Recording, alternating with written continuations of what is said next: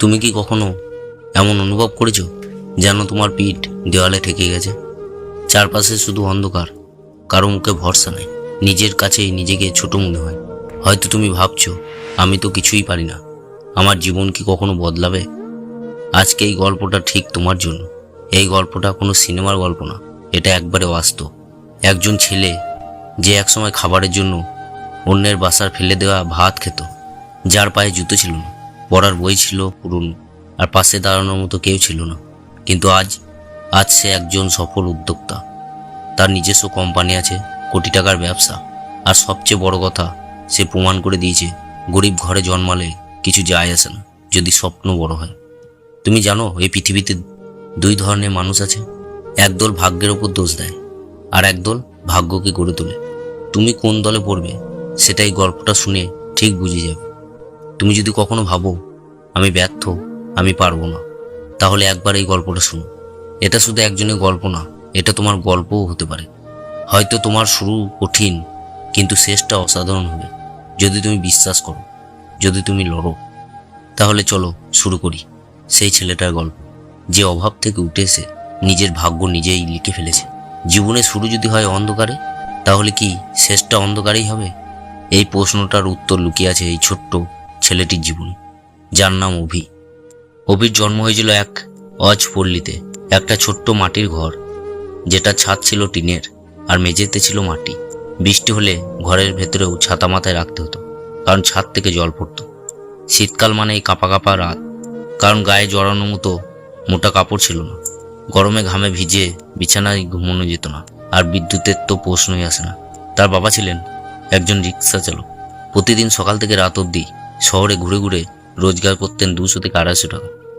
আর তার মা, তিনি বাড়ি বাড়ি গিয়ে বাসন মাজতেন, কাপড় কাচতেন, আর কখনো কখনো রান্নাও করতেন। তাদের 3 ভাই বোন। তার সংসারে একবেলা খাবার হলে আর একবেলা না খেয়ে থাকতে হতো। স্কুলে যাওয়া অভির কাছে ছিল যেন এক যুদ্ধ। তার পায়ে কখনো জুতো পরার সৌভাগ্য হয়নি। পুরনো ছেঁড়া স্যান্ডেলে হেঁটে 5 কিলোমিটার পথ পাড়ি দিতে হতো স্কুল যেতে। স্কুলে গিয়ে যখন সহপাঠীরা নতুন ব্যাগ, চকচকে ইউনিফর্ম নিয়ে আসে, তখন অভি লজ্জায় মাথা নিচু করে বসে থাকতো। তাকে নিয়ে হাসাহাসি হতো, এই তো গরিবের ছেলে, পড়তে এসছে। কিন্তু সে কখনো প্রতিবাদ করতো না, শুধু মনে মনে বলতো একদিন আমি প্রমাণ করব, একদিন সবাই আমাকে চিনবে। রাতে পড়াশোনা করতো কেরোসিন বাতির আলো। যখন বাতি নিভে যেত, তখন সে হাতের ইশারায় অক্ষর আঁকতো অন্ধকারে, নিজের কল্পনার কাগজে। তাকে কেউ বলে দেয়নি তুমি পারবে, তাকে কেউ উৎসাহ দেয়নি তুমি একদিন অনেক বড় হবে। কিন্তু তার ভেতরে ছিল সেই আগুন, সেই জেদ, যেটা জন্ম নেয় তখনই যখন পৃথিবী তোমার দিকে পিঠ ঘুরিয়ে দেয়। খাবার ছিল না ঠিকই, কিন্তু অভির স্বপ্ন ছিল। জুতো ছিল না, কিন্তু ছিল তার লক্ষ্য। অপমান ছিল প্রতিদিনের সঙ্গী, কিন্তু সে প্রতিজ্ঞা করেছিল এই অপমান একদিন ইতিহাস হয়ে থাকবে। তোমার মনে হচ্ছে এই গল্পটা খুব কষ্টের। হ্যাঁ, এটা কষ্টের, কিন্তু ঠিক এই কষ্টই একদিন অভিকে তৈরি করে এমন এক মানুষ যার সাফল্য আজ লাখো মানুষের অনুপ্রেরণা। আর এরপরে আমি বলবো, যখন সে শহরে এলো, তখন কিভাবে শুরু হলো তার নতুন সংগ্রাম, আর সেই সংগ্রামই কিভাবে হয়ে উঠল তার জীবনের বাকবদলের কারণ। এইচএসসি পাস করার পর অভি সিদ্ধান্ত নেয় সে ঢাকায় যাবে।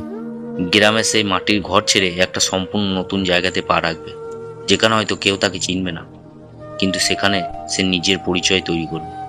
ঢাকায় আসার দিনটা সে এখনো ভুলতে পারেনি। সাথে ছিল একটা ছেঁড়া ব্যাগ, ভেতরের 2টি জামা, আর একটা পুরনো ডায়েরি, যেখানে সে নিজের স্বপ্নগুলো লিখে রেখেছিল। পকেটে ছিল মাত্র 500 টাকা, যা দিয়ে খুব বেশি দিন চলা সম্ভব না।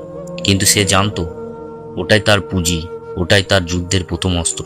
প্রথম কয়েকদিন সে ফুটপাতে কাটিয়েছিল, রাতের বেলায় রাস্তার পাশে কারো বাড়ির নিচে শুয়ে থাকত। শীতে রাতে কাঁপতো, কিন্তু তার চোখে আগুন কখনো নিভে যায়নি।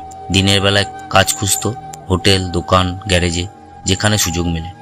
অবশেষে এক হোটেলে বাসন মাজার কাজ পায়। দিনে 14 ঘন্টা কাজ, 1 মাসের বেতন 2500 টাকা। শুরুটা ছিল বড্ড অপমানজনক। খাবার পরিবেশন করতে গেলে লোকজন তাচ্ছিল্য করে বলতো, এই সার্ভারটা কি ঘুমিয়ে পড়েছে, এই কাজ করেই তো বুড়ো হয়ে যাবে রে। অভি চুপচাপ শুনতো, মাথা নিচু করতো না, চোখ নামিয়ে রাখতো। সে জানতো সেই টেবিল পরিষ্কার করতে এসছে ঠিকই, কিন্তু একদিন সেই রেস্টুরেন্টের পাশে নিজের ব্র্যান্ডের দোকান খুলবে। তুমি জানো, সবচেয়ে বড় লড়াইটা হয় নিজের ভেতরে কণ্ঠস্বরের সঙ্গে। যখন চারপাশে সবাই বলে তুই পারবি না, তখন নিজের মনের ভেতরে একটা আওয়াজ ওঠে, আমি পারবো। অভি ঠিক এই কণ্ঠস্বরটাই ধরে রেখেছিল। দিনে কাজ করতো হোটেলে, রাতে হাঁটতে হাঁটতে মোবাইলের দোকানগুলোর দিকে তাকিয়ে থাকতো। মোবাইল সার্ভিসিং সব কিছু সে জানার চেষ্টা করত। ফেরার পথে ফুটপাত থেকে একটা পুরনো মোবাইল কিনে আনলো। তারপর রাত জেগে ইউটিউব দেখে শিখতে লাগলো কিভাবে মোবাইল রিপেয়ারিং করে, কিভাবে ফেসবুক পেজ খোলা যায়, কিভাবে ডিজিটাল মার্কেটিং হয়। সে জানতো তার কাছে টাকা নেই, পরিচিত কেউ নেই, বড় ডিগ্রি নেই, কিন্তু তার কাছে ছিল জেদ, শেখার ইচ্ছে আর হার না মানা মানসিকতা। তাকে কেউ বলেনি তুমি পারবে, কিন্তু সে নিজেই প্রতিদিন বলতো, অভি তুই পারবি, একদিন সব বদলে যাবে। এভাবেই শুরু হয় তার লড়াইয়ের দ্বিতীয় অধ্যায়, যেখানে প্রতিদিন সে শিখতো, পারত, ব্যর্থ হতো, আবার ঘুরে দাঁড়াতো। এই অধ্যায়ে একদিন তাকে গড়ে তোলে একজন উদ্যমী উদ্যোক্তা হিসেবে। তবে কিভাবে অভি ছোট ছোট শেখা তার ব্যর্থতাগুলোকে শক্তি বানিয়ে নিজের প্রথম ব্যবসায় বীজ বপন করেছিল, আর সেই ছোট পেজটাই কিভাবে তাকে কোটিপতি করে তুলল, সেটাই আজকে এই ভিডিওতে জেনে নাও। জীবনে অনেকেই স্বপ্ন দেখে, কিন্তু সেই স্বপ্নকে বাস্তব করতে গেলে দরকার হয় শেখা, লড়াই আর লেগে থাকার মানসিকতা। অভি সেটা জানতো। হোটেলের কাজ করেও সে নিজে নিজে শেখা থামিয়ে যায়নি। রাতের পর রাত ইউটিউব দেখে সে শিখে mobile repairing, digital marketing, Facebook and management আর অনলাইন প্রোডাক্ট প্রমোশন। তুমি ভাবতে পারো এত কিছু একসাথে কিভাবে শেখে? কারণ সে জানতো আমার কাছে টাকা নেই, কিন্তু ইন্টারনেট আছে, আর ইচ্ছা থাকলে ইন্টারনেটে হয়ে যেতে পারে আমার বিশ্ববিদ্যালয়। একদিন সে তার ছোট্ট অ্যাক্টিভিটিটার টাকায় 800 টাকা খরচ করে কিছু মোবাইল কভার, চার্জার আর হেডফোন কিনে আনে। তারপর নিজেই খুলে ফেলে একটি ফেসবুক পেজ, নাম দেয় স্মার্ট গাডগেট জোন। প্রথম পোস্ট করেই সে রাতভর অপেক্ষা করে। কেউ কি কমেন্ট করলো, কেউ কি ইনবক্সে কিছু জানতে চাইলো, কিন্তু এক সপ্তাহে কোনো অর্ডারে আসে না। বন্ধুরা হাসে, কেউ কেউ কটাক্ষ করে, বেচারা সার্ভার থেকে বিজনেসম্যান হতে চাইছে, মোবাইল কভার বিক্রি করে কোটি টাকা কামাবে, এইসব নানা রকমের কথাবার্তা। এইসব কথা শুনে অভি মন খারাপ করে না। সে জানতো যারা কটাক্ষ করে তাদের মুখ বন্ধ করার সবচেয়ে বড় উপায় হলো সফল হওয়া। দ্বিতীয় সপ্তাহ আসে প্রথম ইনবক্স। কোনো এক কাস্টমার জিজ্ঞেস করছিল এই কভারের দাম কত। অভি উত্তেজনায় হাত কাঁপছিল। সে উত্তর দিল, দ্রুত ছবি পাঠালো, ঠিকানা নিল। সেই রাতেই সে নিজেই বাইকে করে ডেলিভারি দিল। তাকে কেউ ডেলিভারি বয় বললেও সে মনে মনে হাসে, আজ আমি পণ্য পৌঁছাই, কাল আমার কোম্পানি পৌঁছে দেবে। প্রথম 3 মাসে প্রায় 7টা অর্ডার পায়। তবে সে হাল ছাড়ে না। প্রতিটি অর্ডার ডেলিভারি করতে সে নিজেই যেত, কথা বলতো কাস্টমারের সাথে, বুঝতে চাইতো তাদের চাহিদা। এই সময় সে অনেক ব্যর্থতা দেখেছে। অনেকে অর্ডার করেনি, অনেকে টাকা দেয়নি, অনেকে প্রোডাক্ট নষ্ট হয়ে গেছে, ফেসবুকে পেজ পর্যন্ত হ্যাক হয়েছে। তবু সে প্রতিদিন কিছু না কিছু শিখেছে, কিভাবে ভালো প্রোডাক্ট ফটোগ্রাফি করতে হয়, কিভাবে ক্যাপশন লিখলে কাস্টমার আকৃষ্ট হয়, কিভাবে কম খরচে বিজ্ঞাপন চালানো যায়। সে বুঝে গিয়েছিল ব্যর্থতা হয়েছে একটা লাইব্রেরি, এখানে প্রতিটি ভুল থেকে তুমি শেখো, আর সেটাই তোমাকে সফল করবে। তার জীবনে এক সময় এসেছিল যখন ডেলিভারি বয়ের কাজ, পেজ ম্যানেজ করা, স্টক রাখা আর প্রোডাক্ট কিনে আনা সবই একা করত। সে দিনে 16 ঘন্টা পরিশ্রম করত। তবুও হাসিমকে বলতো, এটাই তো আমার ভবিষ্যতে বীজ বোনা, আজ যদি কষ্ট না করি কাল সফল হব আমি কি করে। এই অধ্যায়ে অভি শিখেছে কিভাবে একটা আইডিয়া বাস্তবে রূপ নেয়, কিভাবে ছোট অর্ডার থেকে বড় কোম্পানি করা যায়, আর সবচেয়ে গুরুত্বপূর্ণ ধৈর্য, কষ্ট আর শেখা, এই 3টি জীবনের গেম চেঞ্জার। এই গেম চেঞ্জার কিভাবে সেই ছোট পেজটা একদিন বড় হয়ে উঠল, একদিন হয়ে উঠল লাখো টাকার ব্র্যান্ড, আর অভি হয়ে উঠল 1 কোটিপতি নির্মাতা, সেটাই জেনে নাও। সময় অনেক কিছু বদলায়। যে ছেলেটা একদিন হোটেলে বাসন মাজতো, রাত জেগে ইউটিউব দেখে শিখতো, সেই আজ নিজের প্রতিষ্ঠাতা কর্ণধার। স্মার্ট গান জোন এখন শুধু একটি ফেসবুক পেজ নয়, বরং একটি প্রুদ্ধস্ত কোম্পানি।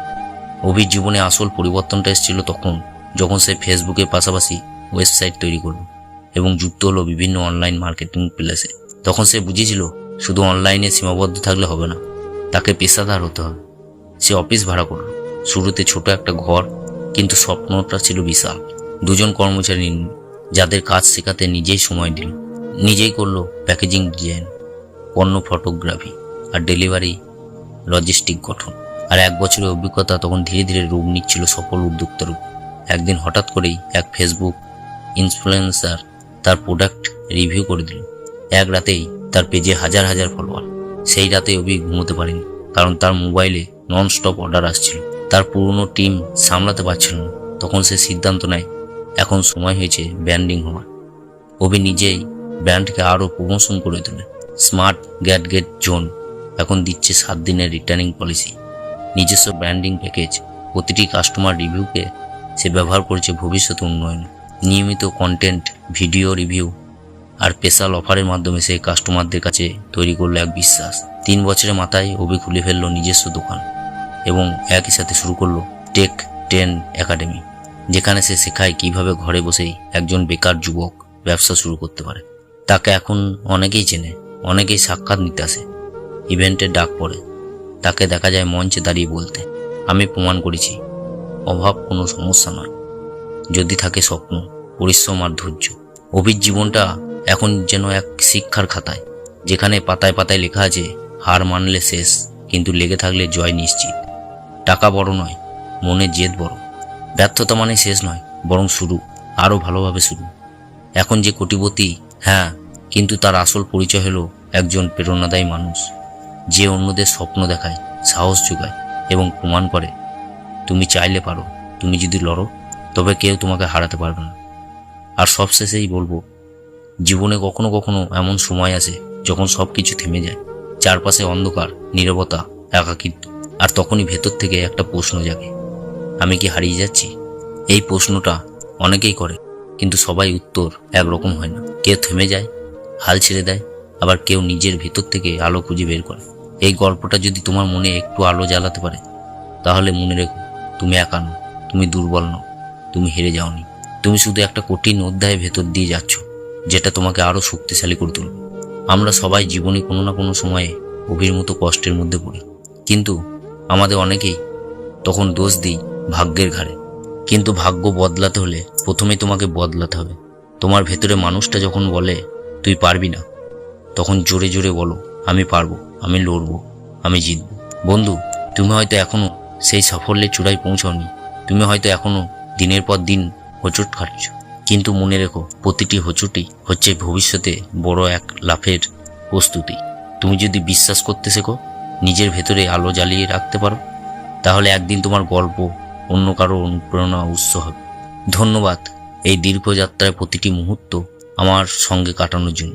এই গল্পটা শুধু অভির না, এই গল্পটা তোমার, আমার, আমাদের সবার, যারা জীবনে প্রতিটি ধাপে লড়াই করছে, ভাঙছে, আবার জোড়া লাগছে, তারাই একদিন ইতিহাস লেখে। তোমাকে একটাই অনুরোধ, নিজের স্বপ্নকে ছোট করো না, নিজেকে কখনো ফেলনা ভেবো না। তোমার ভিতরে আছে এক অপরাজেয় শক্তি, যা সঠিক সময়ে জেগে উঠলে বদলে দিতে পারে তোমার পুরো পৃথিবী। ভিডিওটি যদি তোমার হৃদয়ে একটুও ছুঁয়ে যায়, তাহলে এটিকে শেয়ার করো সেই মানুষটার সঙ্গে যে আজ হাল ছেড়ে দিতে যাচ্ছে। তাকে বলো, দেখ, তোর মতো এক ছেলেও একদিন জিতে নিতে পেরেছে সব।